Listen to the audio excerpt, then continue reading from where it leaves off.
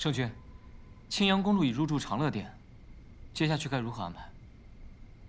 等过段时，跟来的西陵探子和宫内的接上头，便设计送他离开吧。圣君既已发现了探子，为何不直接将他们铲除干净？比起没有探子，已知的探子更有价值。啊，可以借助他们传递我们想传递的信息。圣君早些休息。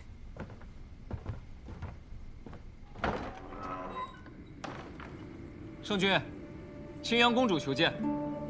公主深夜前来，可有要事？我之前同圣君所说的，皆是肺腑之言。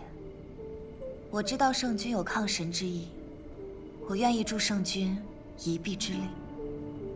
若要去往神界，必须要通过天梯。然而没有神族的同意，以凡人之身强行步天梯，必会遭受神火之袭。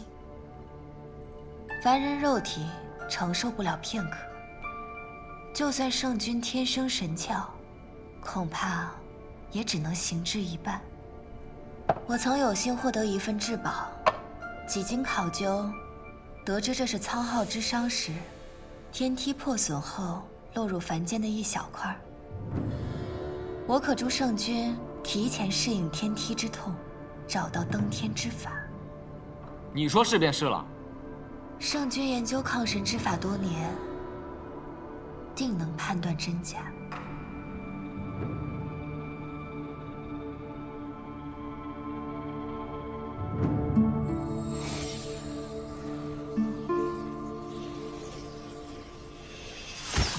圣君，我去叫御医。不必。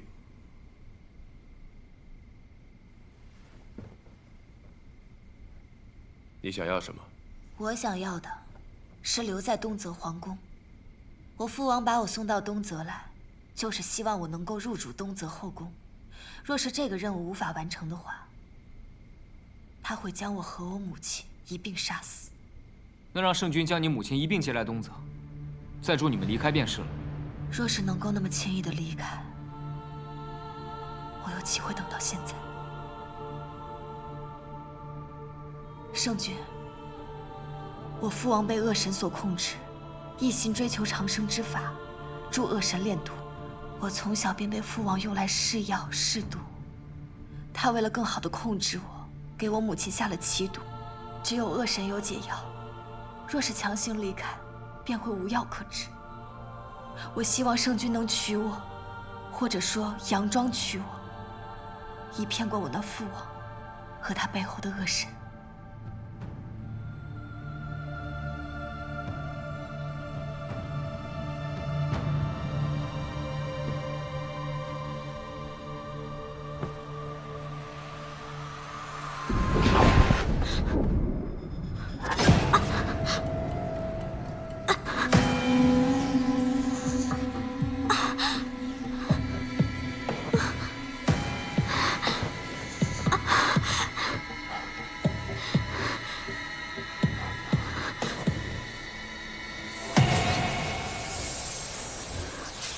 情脉生长，锥心之痛，是昊天对神器动情的惩罚。当经脉从心口蔓延到指尖时，便会降下天罚，届时就是消陨之灾。情脉，这名字还挺好听的。你只有随我立刻回神坛，才可以彻底解除这情脉之苦。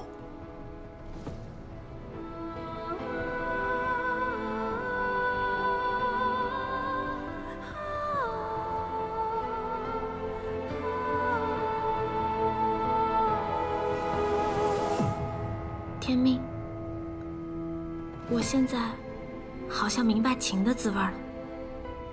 它不只有甜，还有酸和苦。我不想回神坛，我想做一回有感情的人。就为了这所谓的情，你宁愿死？只要是人，不是都会死吗？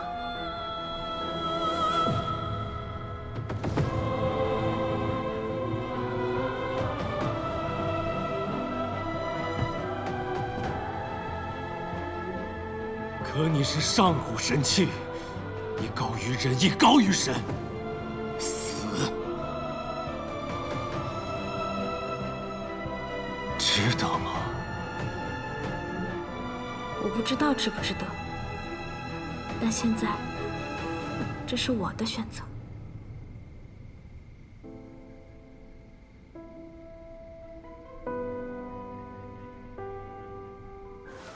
没想到这昭明能在这么短的时间内就平定各方。哎，这些小国真是没用。要不是我在人界神力受限，我还真想把他抓上天界，好好跟他打上一架。那就用人族的办法对付他。英雄难过美人关，青阳已经成功入宫了。多少帝王毁于红颜，只要这青阳能搅乱东侧，那这昭明的人皇气运也就尽了。到时，他还能拿什么与神族抗衡？最终，也只有臣服这一条路罢了。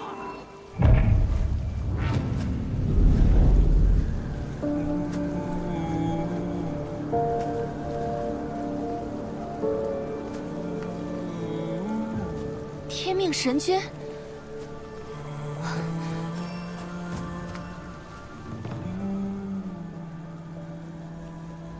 天命书沉寂多年，问世不答，没想到您竟是来了人界。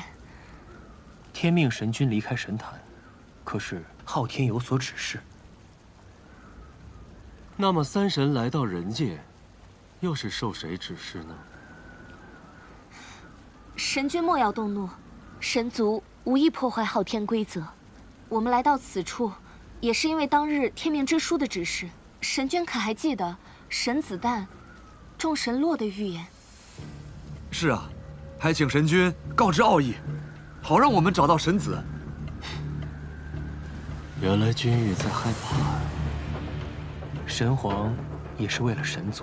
在本君的眼中，不论神族、人族还是灵族，皆无差别。即使知道神子所在，又凭何告知？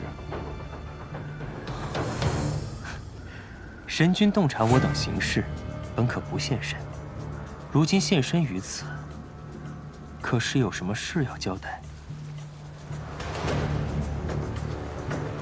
你们想要对付昭明，但这把祸乱之火，烧的还是不够猛，不够烈。神君的意思是，继续让昭明为国事分心，甚至消失。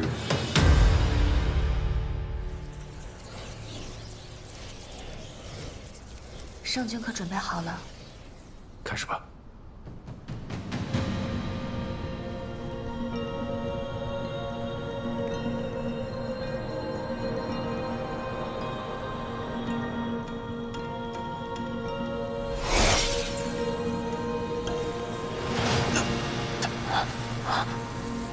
神火不会焚毁衣物和肉身，而是会有一种直达神魂的折磨与痛楚。圣君若这次能够挺过去，以后便能逐渐适应了。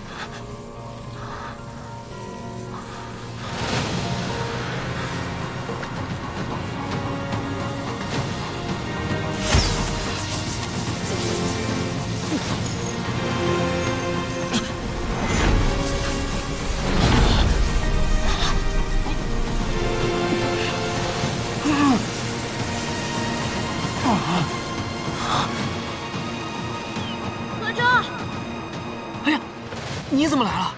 快回去，快回去！昭明可在里面？没有没有。啊，对了，你有没有什么特别的感觉？比如火烧的疼痛？没有啊，怎么了？圣君今天有重要的事情，暂时无法见你。可是又发生什么事了？何周，你这次可别再骗我了。哎呀，没有。这。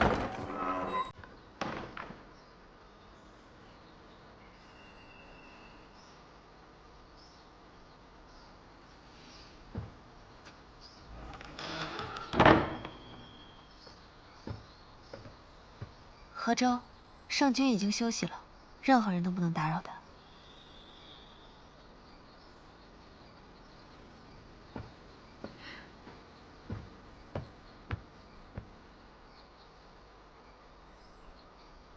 贺州，你说的重要的事，可是和青阳公主有关。哎，你先回去，回头我再跟你解释。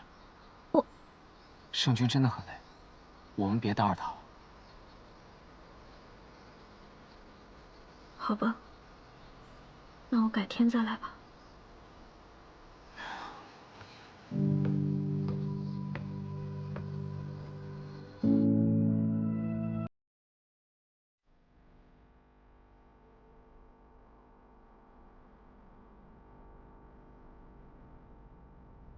何州，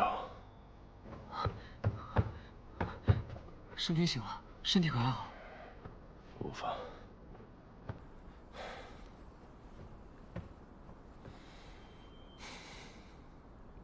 天梯生火，果真非比寻常。阿朱是否来过？我隐隐听到他的声音。是的，我按照您的吩咐，并未让他进来。那就好。圣君不告诉阿朱这些事，也不让他靠近，是因为怕阿朱体内有您的一魄，会同受神火之苦，还是不想让他为您受伤虚弱的样子而担心？二者皆有吧。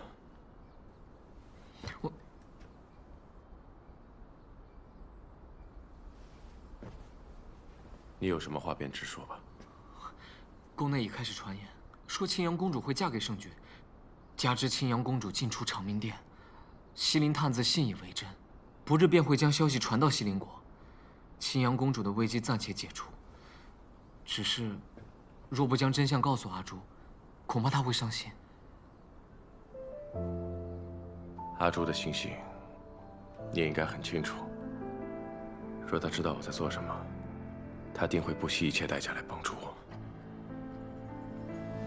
抗神之事非死即伤，纵然知道他是混沌主，我也不想利用他。就让阿朱只是阿朱，而非昭明的阿朱。于轮回之间找寻你的脸，若心中的泪无人发现，可否还不知疲倦？因心有所念，痴情人不必问，住不远。为爱身披风雪，穿越流年，不负遇见。为盼桃花千朵，陪你那一天。凝望那一个人，一双眸，再别无所恋。此生无忧无怨，陪在你身边。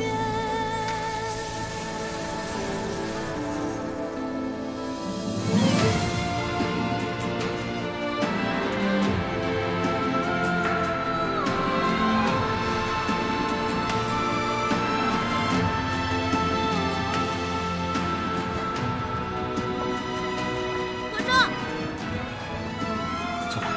为爱身披风雪，穿越流年，不负遇见。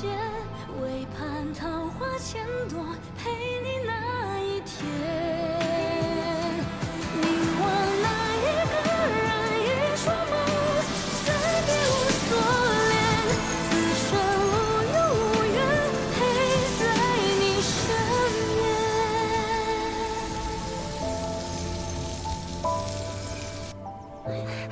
你去吧，去。怎么了？阿朱姑娘，我们来给青阳公主送些点心。怎么不进去啊？因为昨日有宫女来送东西，被青阳公主训哭了，我们不太敢进去。我去吧。多谢阿朱姑娘。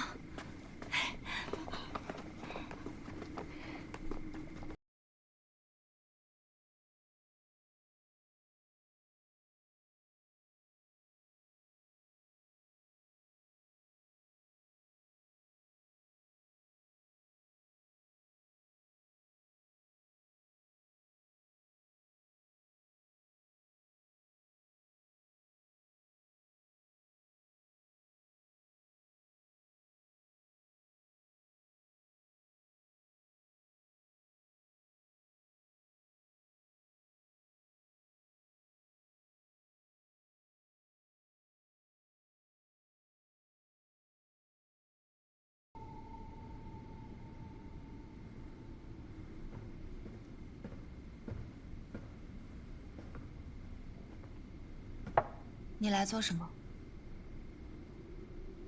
听说你昨天训哭了一个宫女，他们现在都有点怕你，不敢进来，所以我替他们来送些点心。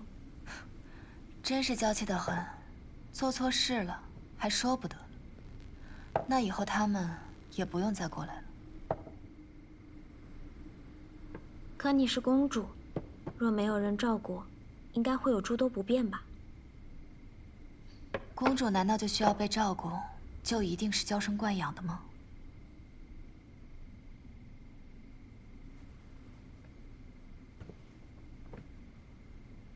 那你这些日子住的还习惯吗？我如果说不习惯的话，你是打算送我回西林吗？你不用对我这么有敌意，我从没有想过与你为敌。哪怕是我抢走圣君。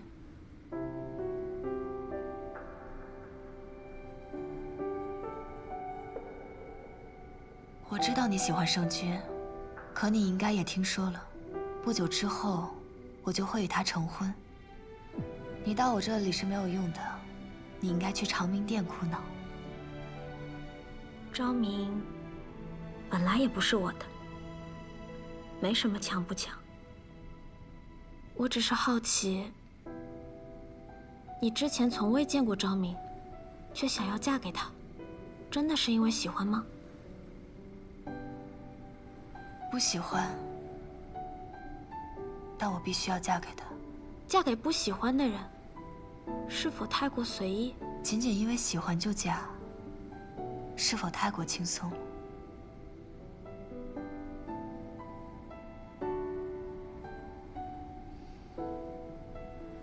你看外面，我们西林的宫中也有这么美的池塘，还有这么盛开的桃树和优雅的亭台。你知道每次看到这些美景，我都在想什么吗？我都在想，真美啊！我要死在哪里才好呢？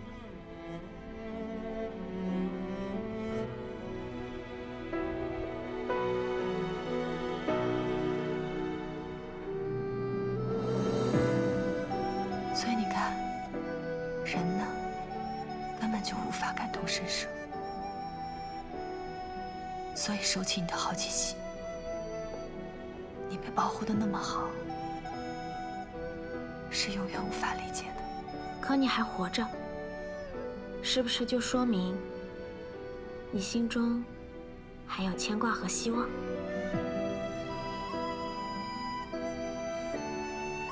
所以啊，还是好好活着吧。万一实现了心中所愿呢？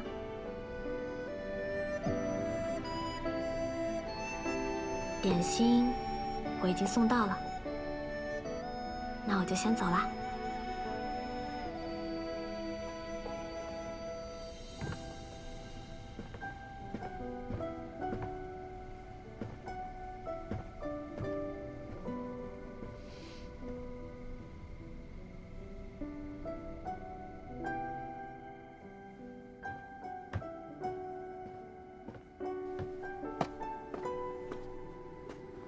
阿朱姑娘，阿言，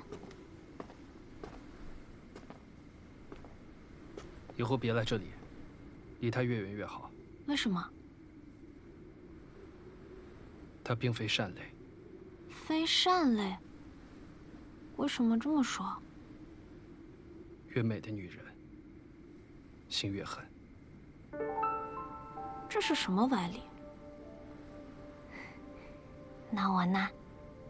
你不一样，你没有心，是个缺心眼的。哦，阿言，你和青阳有什么过往吗？没有，该提醒的我都提醒了，听不听由你。哎，那昭明呢？他还在忙吗？圣君公务繁忙，近几日都不得见，之后几日也不得见。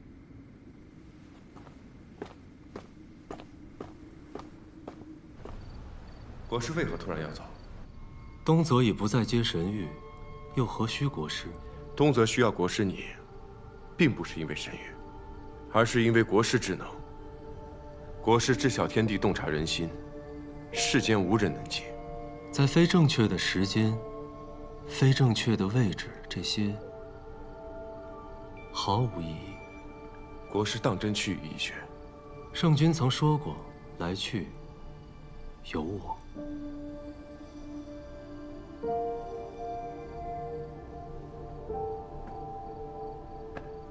实在同行。国师可愿与我再下最后一盘棋？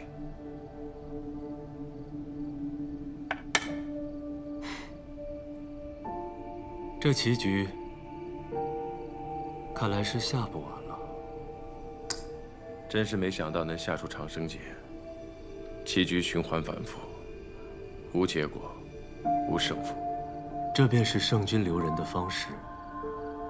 若是能以此留住你，倒也不错。我留下，于圣君而言，未必是好事。你应该知道，我只信事在人为。我还知道圣君更相信人定胜天。或许在不久后的某一日，我会在另一处得见圣君抗神之愿达成。看来今日是留不住你了。此局一别，便祝你行路无所惧，行事皆有心。有心，那便借圣君吉言。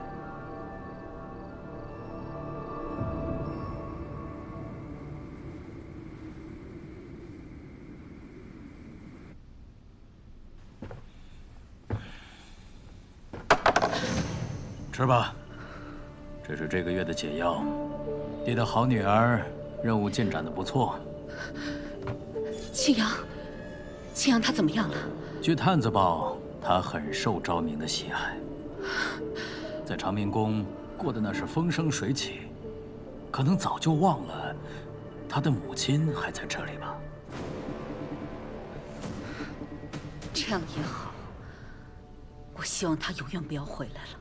想摆脱我，不可能，我是她的父王啊！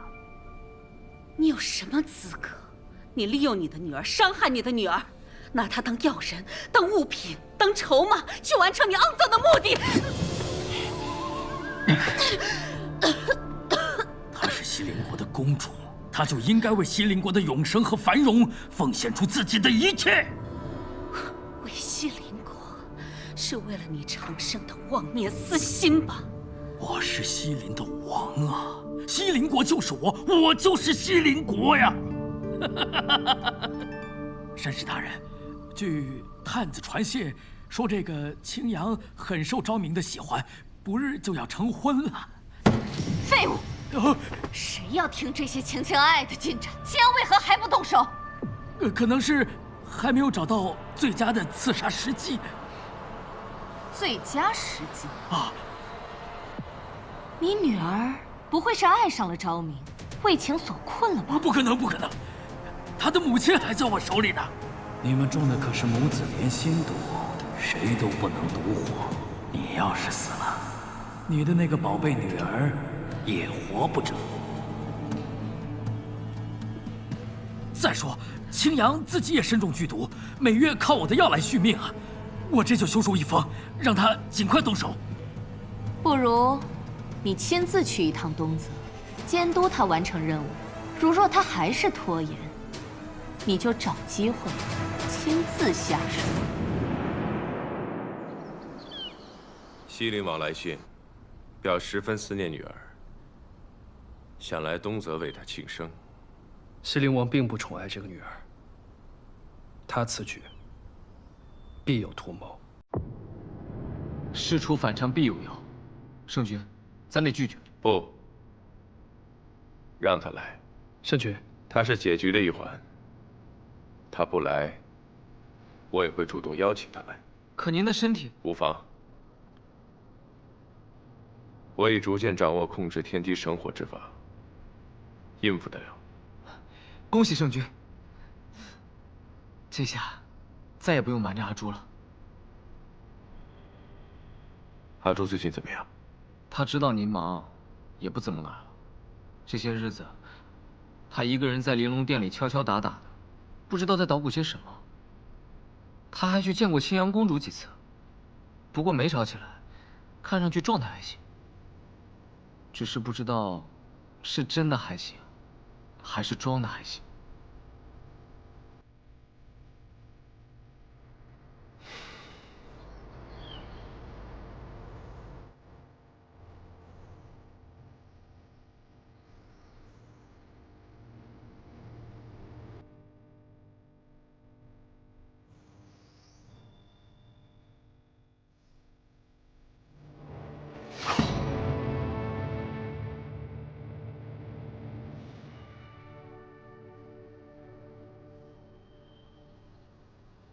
擅闯公主寝殿，你有何居心啊？为何私自传信？那只是给母亲的家书罢了。既是家书，为何不上报？你要是不信的话，可以自己打开看看。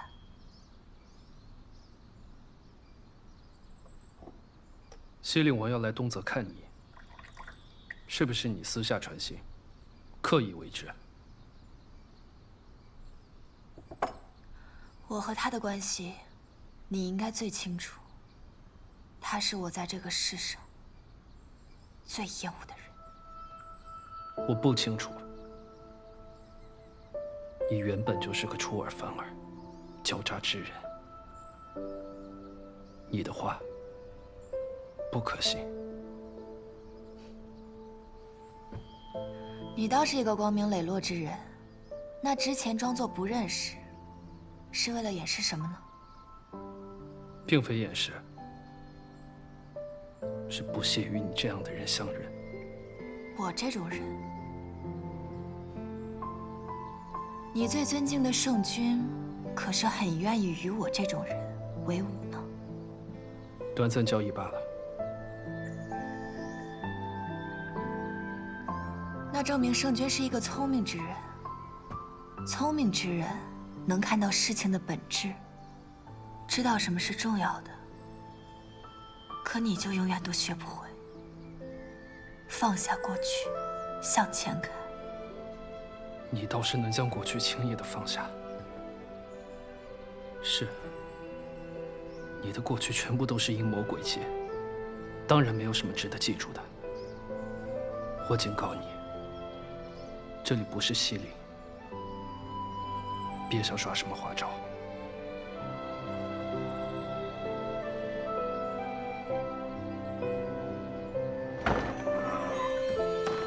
谁？我来替宫女送点东西。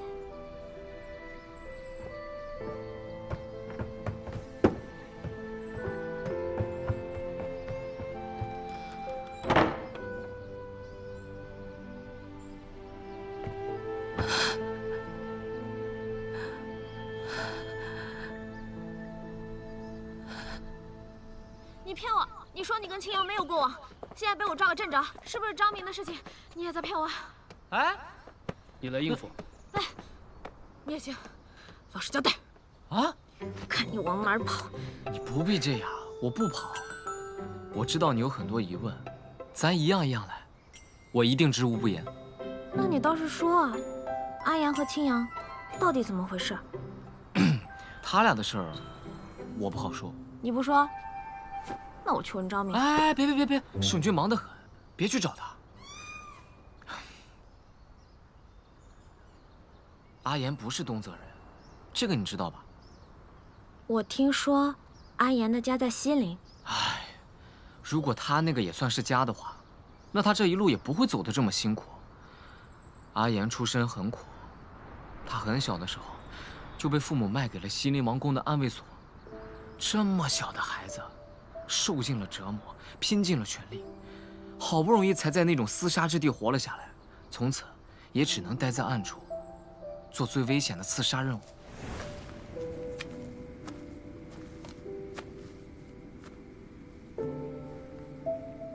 在阿言命悬一线的时候，是青阳公主救了他。是。西林的暗卫是打算杀了西林的公主吗？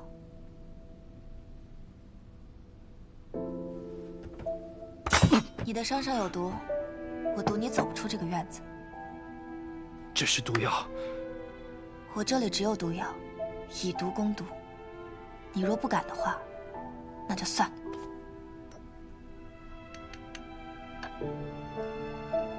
能将性命就这样交到一个初次见面的陌生人手里，看来你也没有多期待活着吧？青阳的母亲出身寒微，并不受西林王宠爱。青阳虽为公主，却也过得很苦，一个人住在最偏的地方。但也正因如此，阿言才能悄悄进出而不被人发现。公主，这是最新的药，皇上请您试试。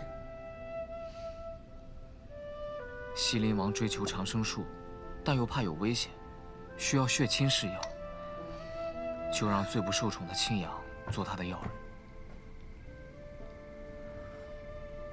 你怎么了？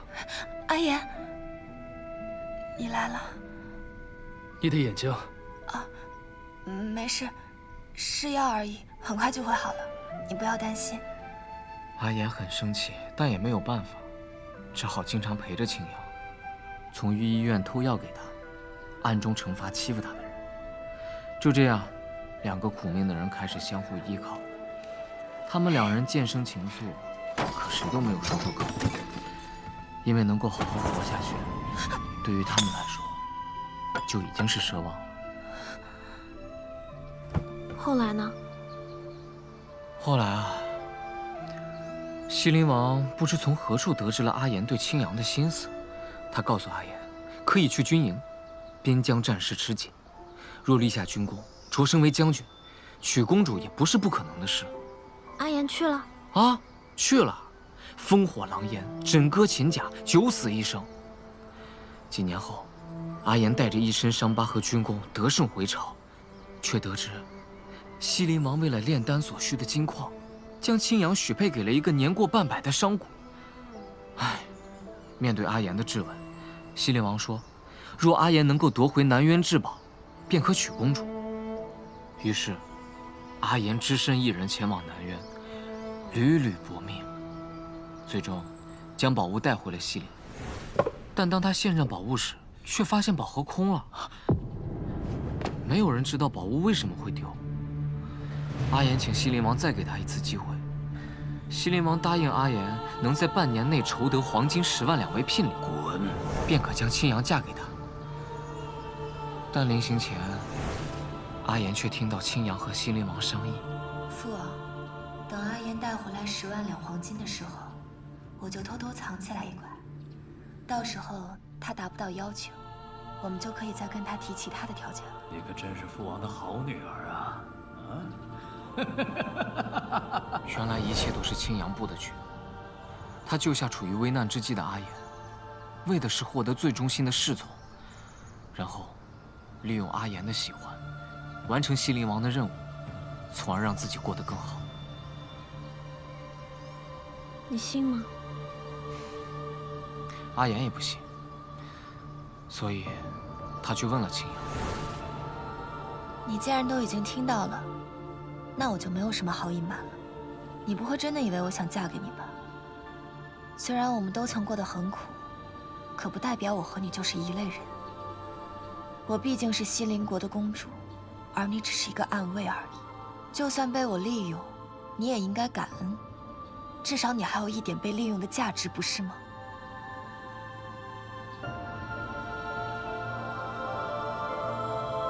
阿言带着悲愤离开西林，于各国流浪，幸得圣君赏识，扎根东泽。原来阿言之前过得这么苦，可是何周为什么我觉得青阳不是那样的人？你才认识青阳多久？青阳是什么样的人，阿言比你更清楚。你就听阿言的劝，离青阳远一些。昭明知道这段往事吗？知道。那他为什么还是要娶青阳？圣君也不是能够随心所欲的，他有他的考量。昭明这段时间在忙什么？为什么不愿意见我？这很复杂。总而言之，就是圣君忙于练就抗神之法，无暇脱身。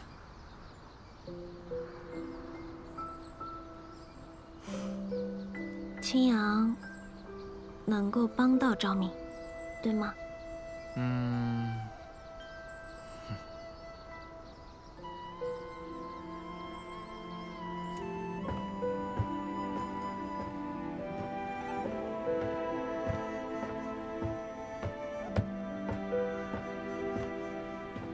圣君，阿朱姑娘去青阳公主那里了，还未回来。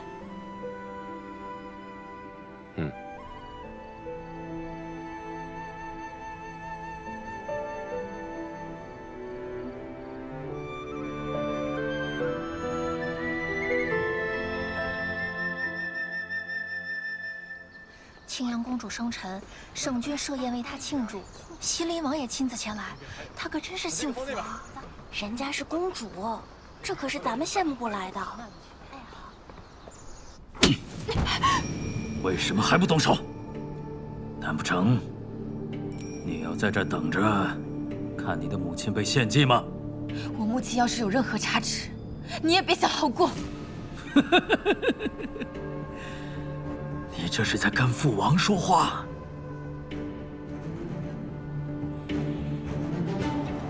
不想要解药了？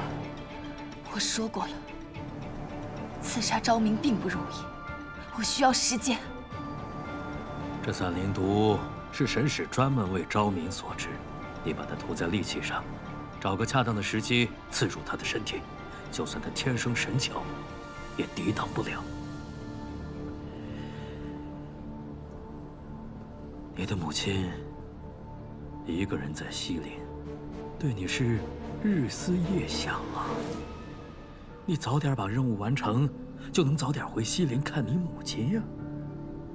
啊！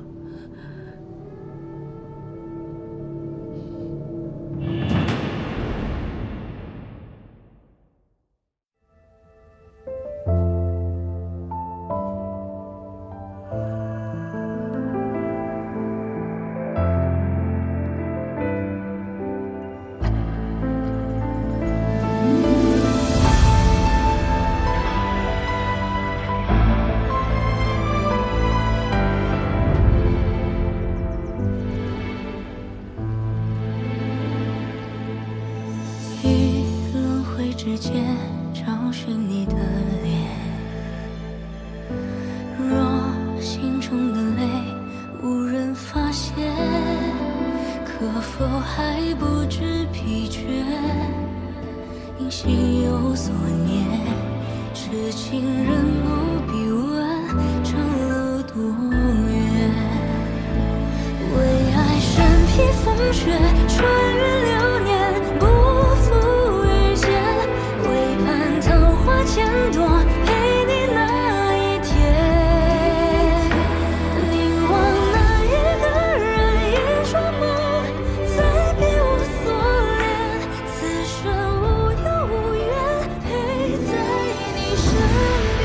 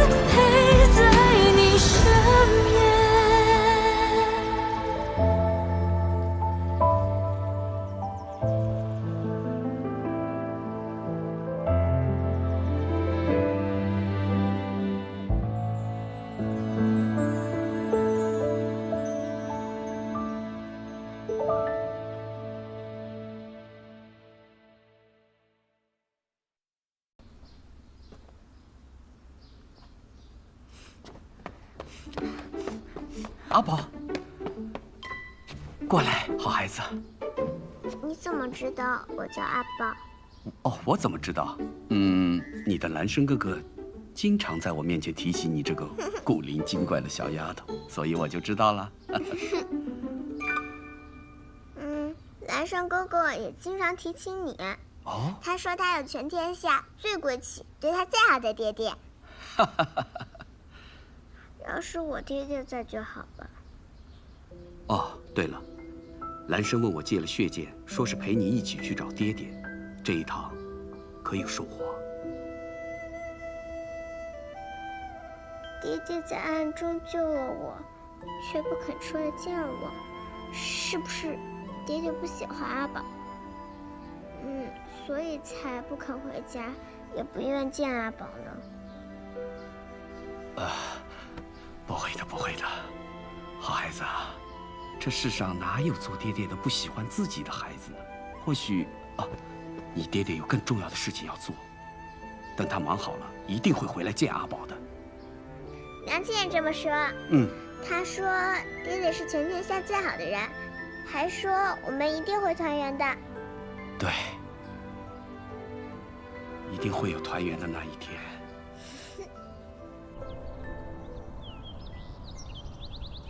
碧霄宫的热闹固然不错，但是呢，我觉得你也需要一些清静。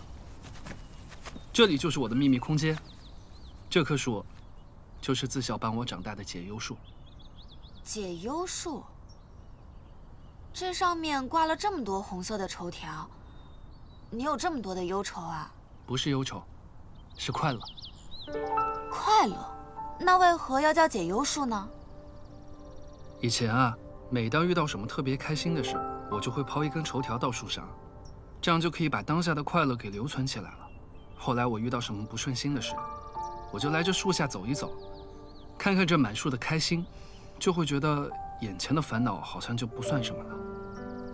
其实想想啊，人活一世，是苦大于乐，还是乐大于苦，取决于你记住了什么。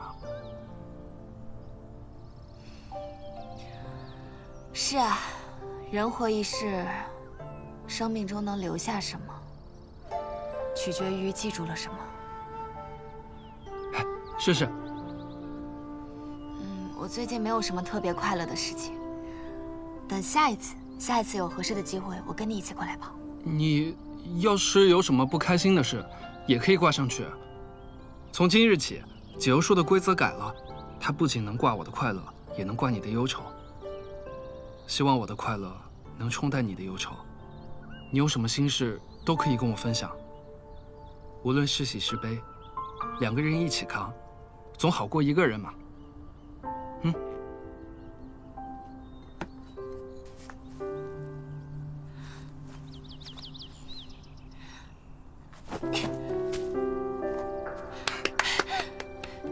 挂上去了。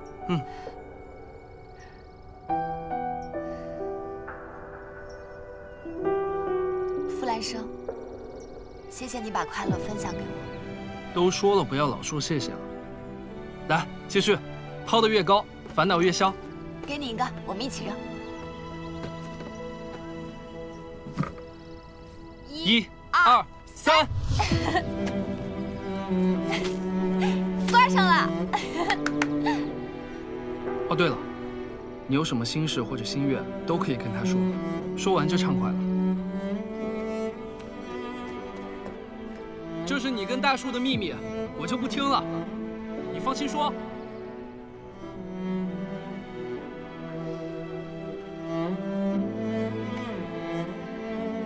我希望以后能够为自己而活，悦自己而行。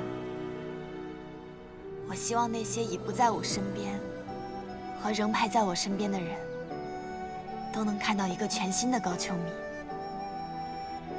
一个令他们骄傲，也令自己骄傲的高秋米。我仍希望有朝一日，可以一人一剑，立于人族之巅，完成未尽之愿。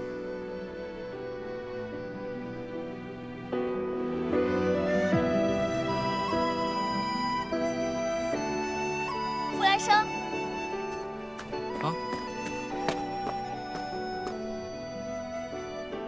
有你真好。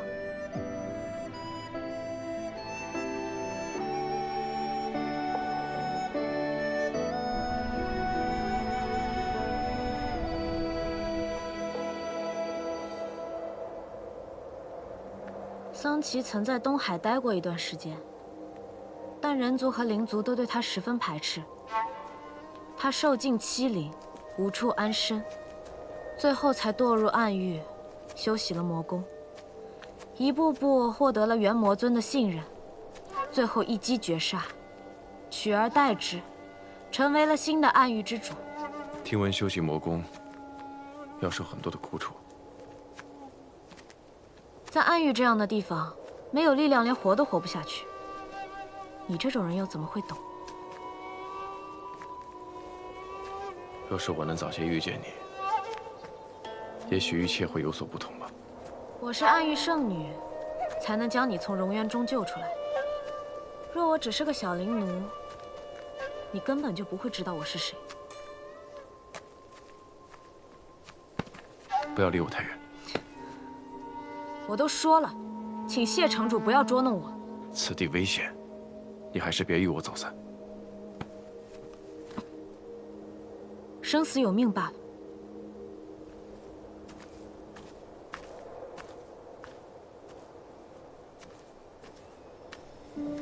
谢雪晨。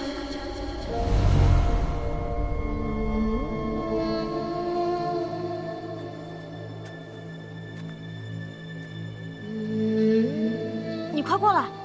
你身边那个是假的。你是个什么东西？这话该我问你才对。你这林中精魅，敢化成我的模样，欺骗谢雪晨？好一个倒打一耙！你学我倒是学得像，不过谁真谁假，打一架不就知道了吗？是啊，谁真谁假，打一架不就知道了吗？你这个妖孽！怎么可能？断念是桑琪亲手炼制的，世上不可能有第二条。谢雪晨，你被他迷住了吗？我才是真的。的确一模一样。你不信我？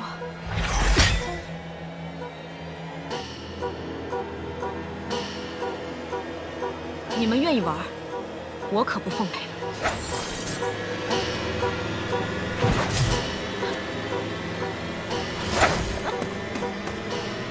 我都说了，我才是。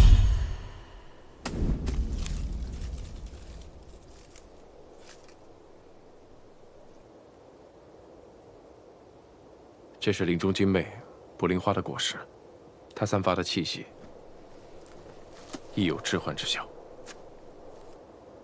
所以在你的幻觉中，我始终都是个爱你的痴心之人。人虽异样，但我知道，如今对我凶狠的，才是真正的你。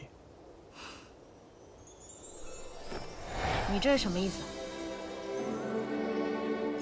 此物名为一线牵，牵连的两人，距离不能超过3丈。我知道什么是一线牵，我问你什么意思？我是担心你不小心与我走散，也要防止你故意与我走散。妖可杀不可辱，你这是拿我当狗拴着吗？自然不是。狗一般都是拴在脖子上的吧？你走吧。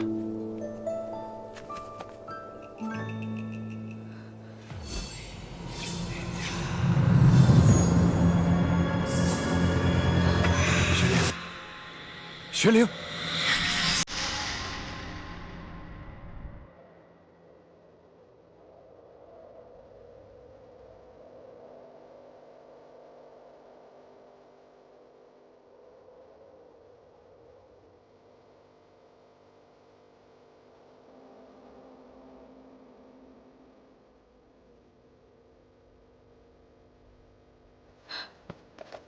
你醒了。这林中的瘴气有毒，我给你吃了解毒丹药。不过这解毒的过程中，会暂时失明。失明？你这是救我还是报复我呀？穆县令，对不起，我之前做了一些让你难过的事情，我心有愧疚，我也有心弥补，但不知从何做起。过去我总觉得，我背负着雍雪城的责任，有很多的不得已。但这次重逢之后，我才渐渐的明白，我不只是雍雪城城主，我也是我自己。你是假的谢雪晨，我是真的。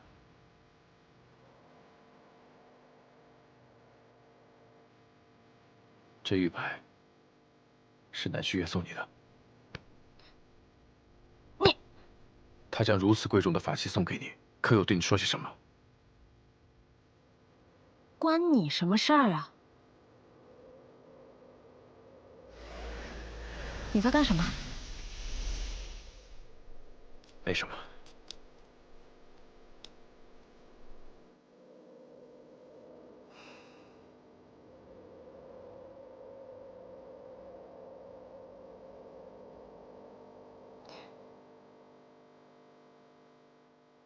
好香。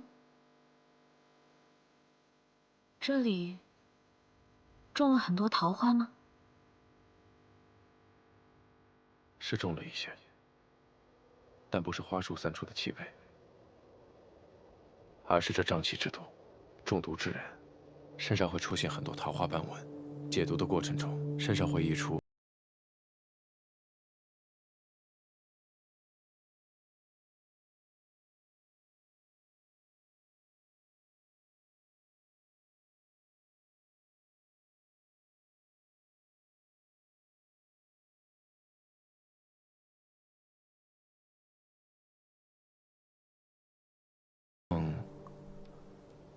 好像没有，脖子上倒是有一些，还有这，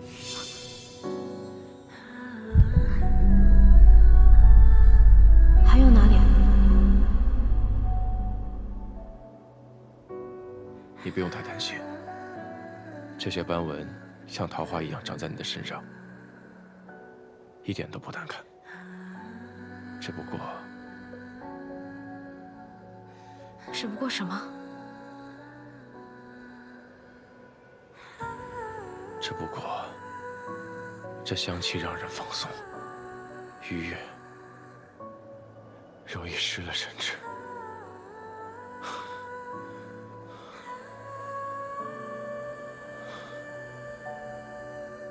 我还是去洞口守着好了。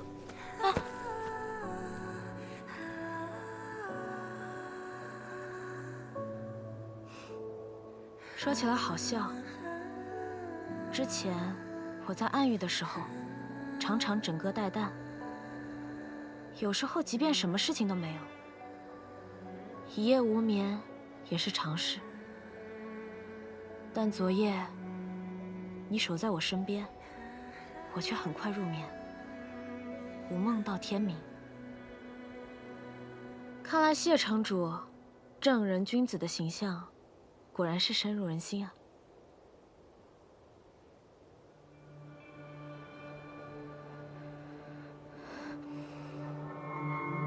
谢雪晨，你有没有觉得这桃花的味道好像越来越浓了，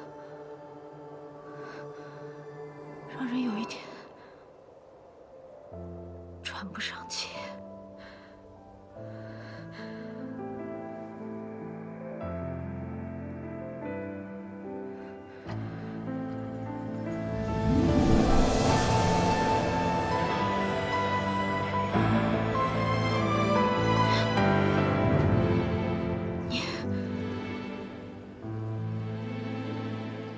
你的心肠很硬，嘴唇却是很软。你果然是在报复。如果我说没有，你信吗？我信。你还是放开我吧。之前的事情是我不对，我不该对你动手动脚，谢城主，为人正直，清贵高洁，不应该用这种方式报复我，多委屈你了。第一，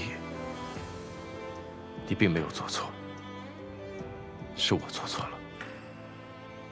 第二，我并非什么清贵高洁之人，也只是个会动心、会动情的普通男人罢了。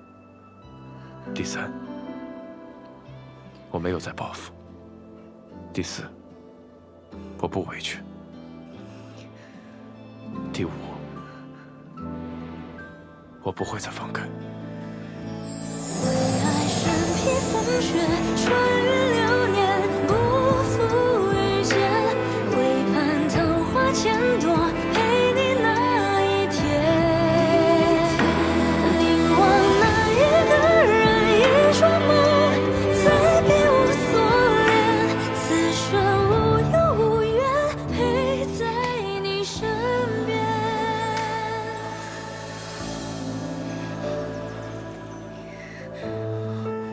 穆雪玲，我是谁？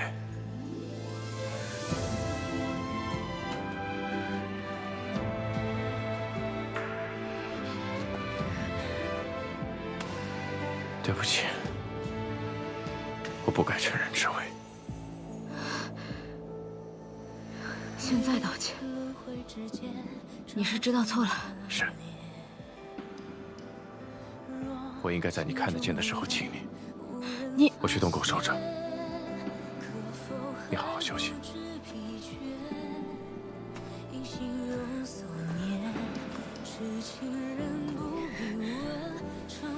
穆玄灵，你怎么回事？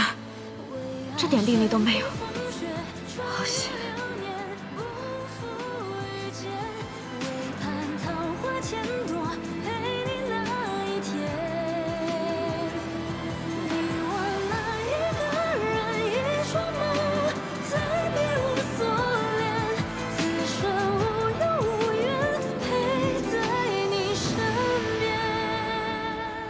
今夜似乎有些心绪不宁。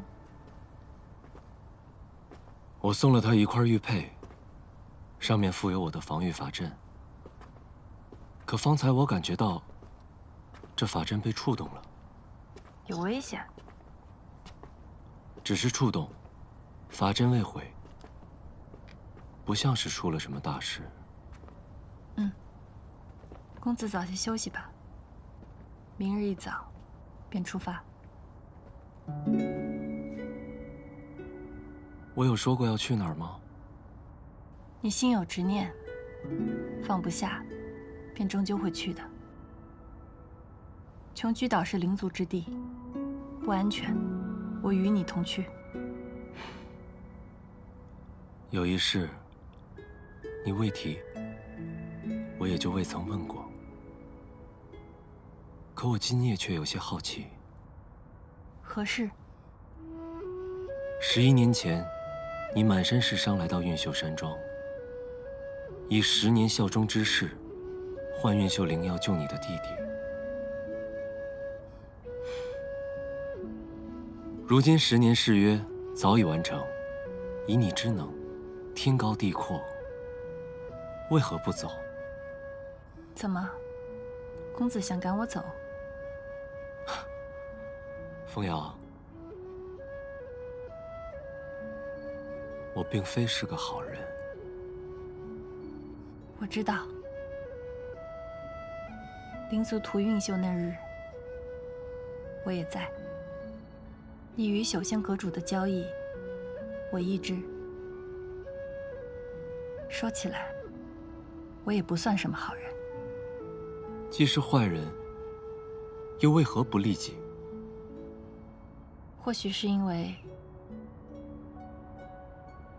我无他处想去，亦无他事可做吧。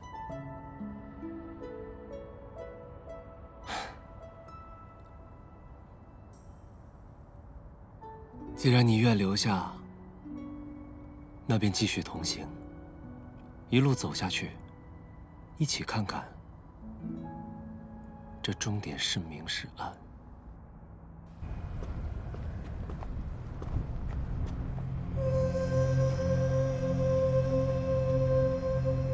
尊上仍然不愿见客，请回吧。既然是这样，那就告辞了。你，啊！一个死了20年的素宁熙，就能让尊上沉寂至此，这英雄气短的戏码，我光是看着就火大。他快死了，如今强撑着一口气，不过是想多看那苏宁熙几眼罢了。赤影，你什么意思啊？没什么意思，只是暗域易主是常有的事。以前的暗域之王也并非丧气，不是吗？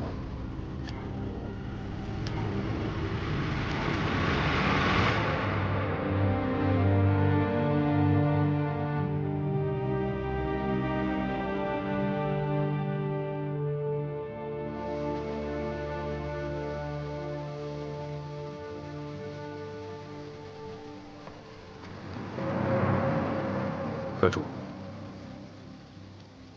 如何？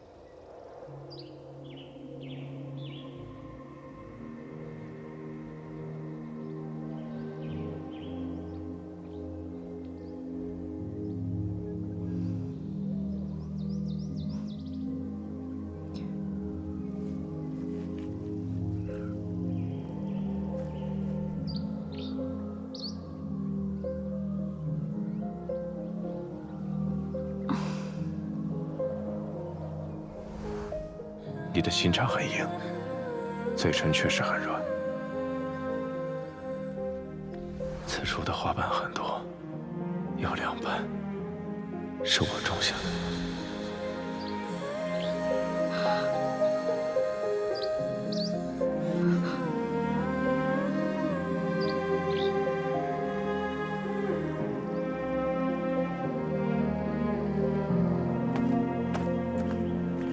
醒了为何不出声？没力气起来吗？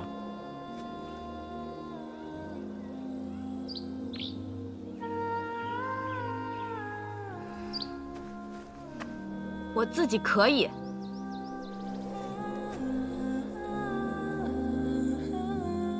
眼睛看得见了。你要干嘛？若是看不见，我可以背着你走啊。若是看得见，那要怎样？自然是要赶路了。你以为要怎样？我自己走。仙道败类，衣冠禽兽，人族之耻。3丈之内的距离，我还是能听到你在说什么的。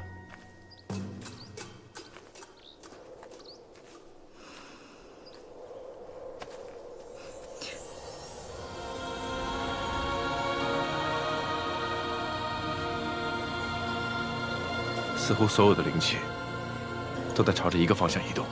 听说长生莲的生长需要吞吐天地之灵气，还有一种可能，那里有修为极其深厚的人在修炼，吞噬灵力，也会出现这种波动。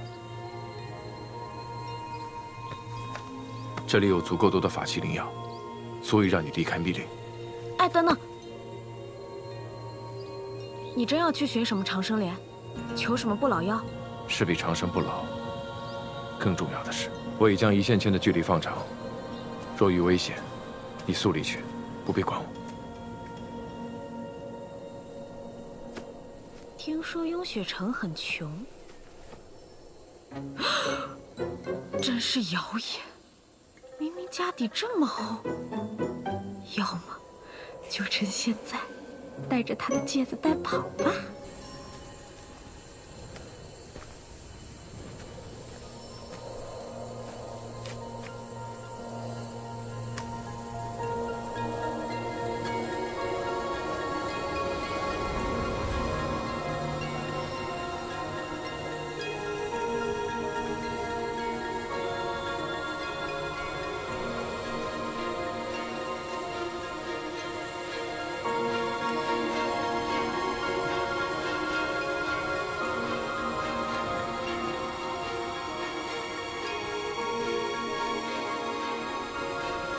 这就是无水之地。这池中的灵水，并非真正的水，而是灵气凝聚所化，难怪称为无水。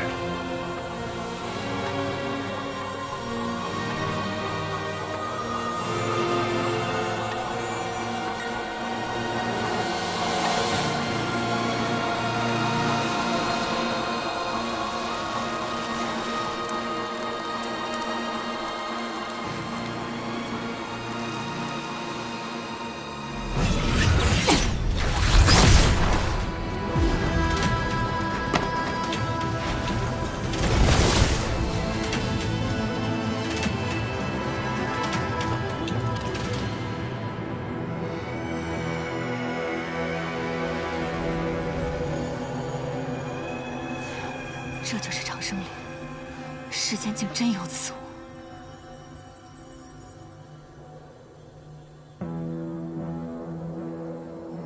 你是何人？竟敢来窥伺长生莲？在下谢雪尘，寻觅至此，并非为了长生莲，而是求莲心子一游。谢雪尘，没听说过。无名小辈，也敢来落巫山找死？尊者可是一直在此等待花开？长生莲的珍贵之处，在于花瓣和根茎，在下无意相争，只求莲心子一游。这世人都知道，长生莲才是世间至宝，莲心子是世间至苦之物。你要来何用？我有一友人，服下了悟性草所制之毒，如今性命有危，祈求莲子解毒。撒谎！我就不信有人千辛万苦找到这儿，不是为求长生的。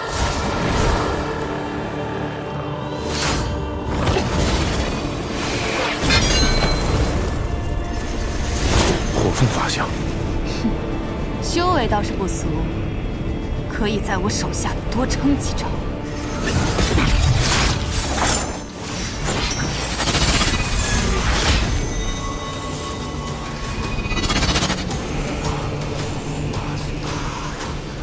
这几血，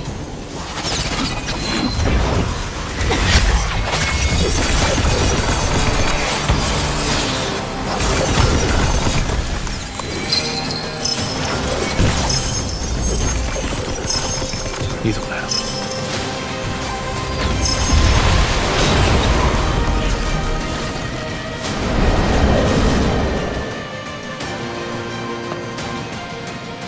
还你东西！你要是死了，我拿着这些遗物，岂不是晦气？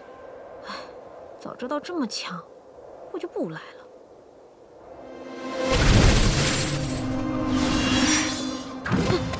尊者，我们无意冒犯，何必咄咄逼人？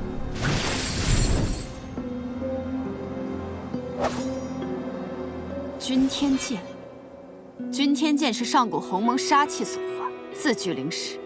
你究竟是何人，竟能得君天认主？他是仙盟盟主，天生石窍，法相巅峰，得君天认主有什么奇怪？你若是怕了，就走开。胡说八道！钱光君才是仙盟盟主。钱光君？那不是你们初代盟主吗？什么初代盟主啊？难道我才走1年，仙盟盟主就换人了？尊者，钱光君是6000年前的仙盟盟主。6000年，我才进这落巫山不到3日，怎么就6000年了？他这是什么意思？难道他是6000年前的人？可人族不可能活6000年。你们究竟是何人派来的？说这些话诓我是何居心啊？6000年前，火凤法相，我似乎知道他是谁了。想必尊者就是灵居岛创派祖师凤香尊者。灵居岛创派，那也是6000年前的事儿了。难不成这个地方有古怪？是我们回到了6000年前，还是他来到了6000年后？6000年，6000年，6000年。那钱光君如今在何处？世间皆传，在你归隐山岭之后，钱光君辞去盟主之位，随你而去，如今早已不知所终。不可能！不可能！不可能！这不可能！不可能！不可能！骗人！骗人！你们骗人！怎么会？好像要发狂了。是法相崩毁之兆，走。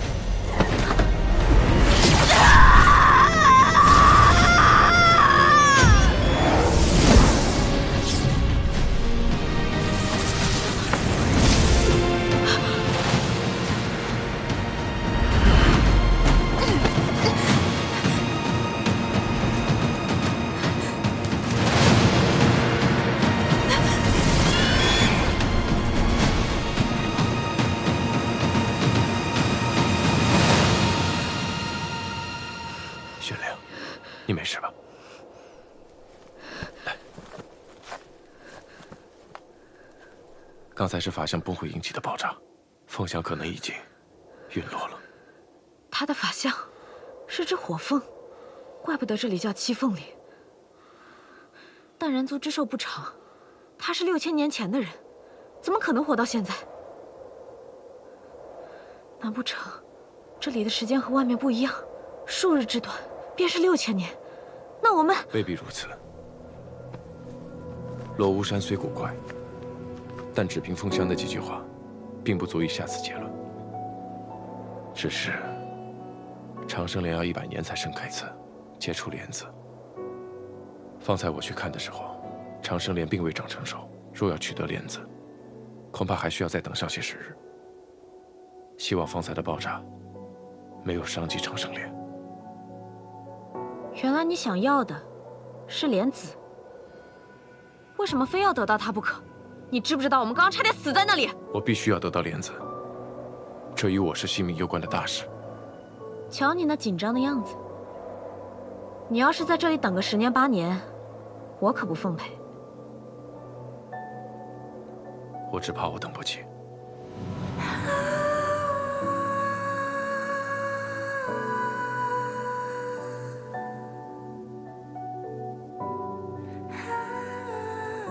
这莲子是你自己要的，还是给别人的？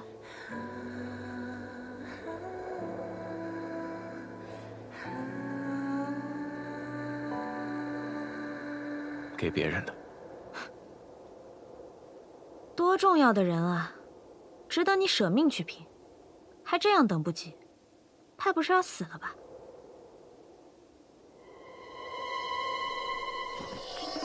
你光将距离放长有什么用？趁早给我解开！你休想拉我给你陪葬！那你方才过去找我是为了什么？我可不信你是为了还我东西。我那是……你就在这待着，等黑雾散去之后，我再进去看看。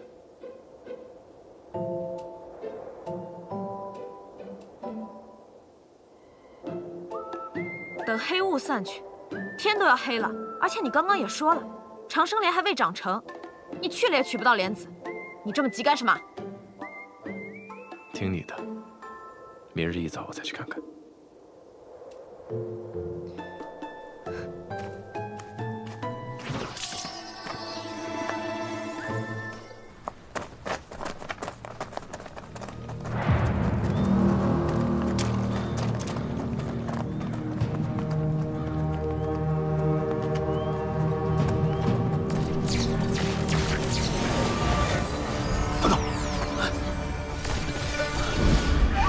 进到了阵法里。诸位可是要往七凤林？在下行事喜欢万全，诸位不巧，踏入了我设在琼居岛的阵法当中。更不巧的是，法阵4项：困、守、杀、奇。今日在下心血来潮，布的是杀阵。布阵！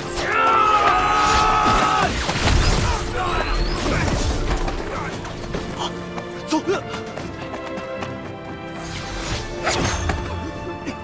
别急啊，我还有句话需要二位带回去，告诉你们阁主，穆玄灵是我要保的人，他若敢动，我不介意先毁了修仙阁。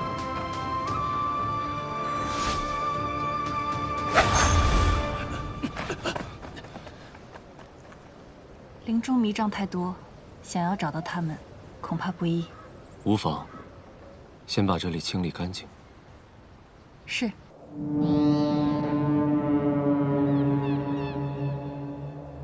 这林中确实有古怪。山中密林，无星无月，很难辨认方向。先找个地方歇息吧。好。公子，这雾太大了，容易走散。要不我们……公子，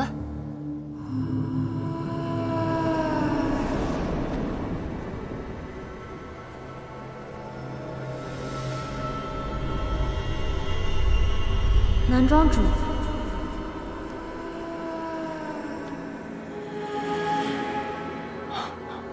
我跟谢雪晨走散了。在雾里转了好久，幸好遇见了你。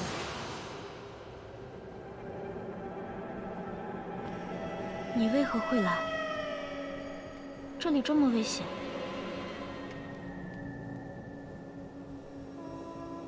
是为了我吗？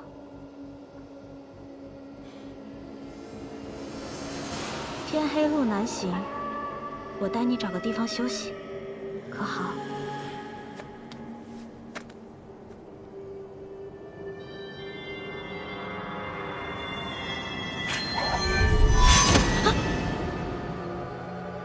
没有任何人能替代它，更没有任何东西可以妄图伪装它。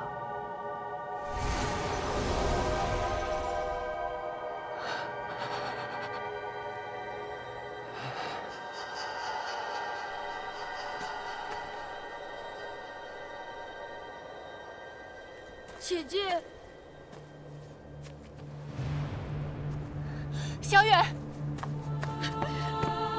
姐姐，这里好可怕！我一直在找出去的路，可是怎么都找不到。姐姐为什么不说话？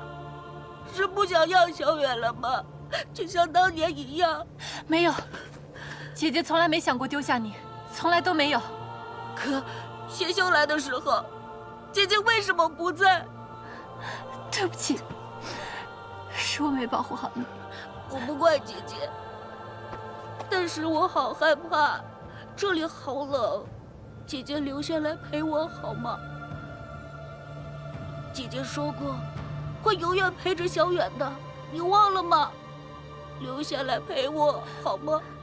不行，你不能待在这儿，姐姐带你走。你就是想丢下我！你不要我了，我也不要你。小远，小远，小远。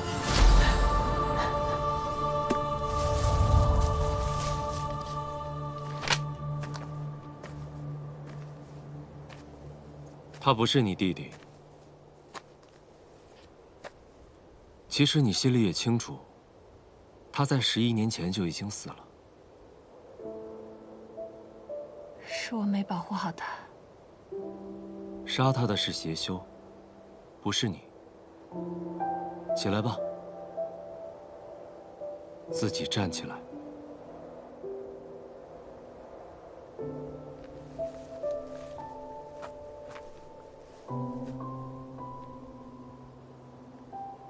我以为应该是我保护你。都说这七凤林险不可入，这险指的不是武力强弱，而是心智。那公子有遇见什么想见之人吗？见到了。然后呢？杀了。